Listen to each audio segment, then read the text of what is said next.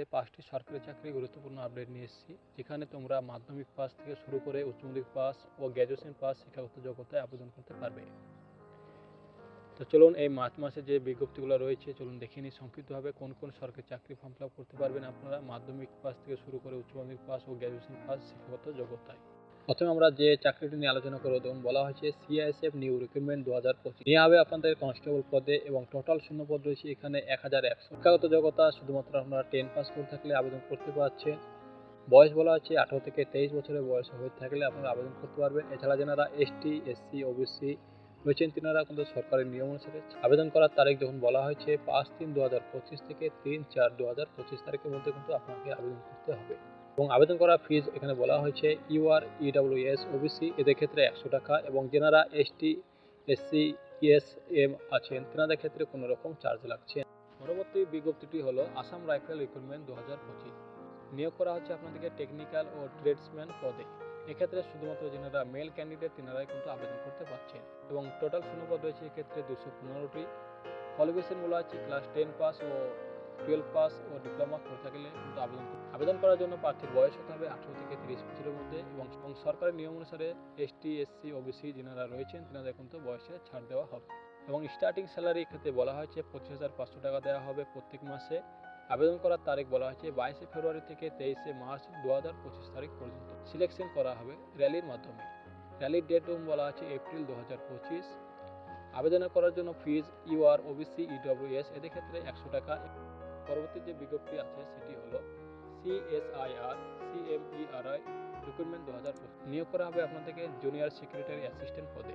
All over India অর্থাৎ পশ্চিমবঙ্গের যে কোনো জায়গা থেকে কিন্তু আপনারা আবেদন করতে পারছেন। শিক্ষাগত যোগ্যতা বলা হয়েছে ক্লাস 12 পাস সঙ্গে কিন্তু আপনাদের টাইপিং থাকতে হবে এবং আবেদন করার জন্য বয়স বলা হচ্ছে 18 থেকে 28 বছর এবং সরকারি নিয়ম অনুসারে যারা এসটি, এসসি, ওবিসি রয়েছেন তেনাদের কিন্তু ছাড় দেওয়া হবে। অ্যাপ্লিকেশন স্টার্ট বলা হচ্ছে 14/2/25 এবং আবেদন করার শেষ তারিখ বলা হচ্ছে 16/3/2025।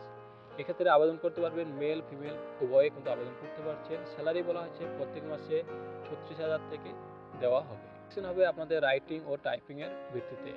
পরবর্তী যে পোস্ট রয়েছে তখন বলা হচ্ছে Indian post payment bank recruitment 2025। Post রয়েছে এক্সিকিউটিভ পোস্ট।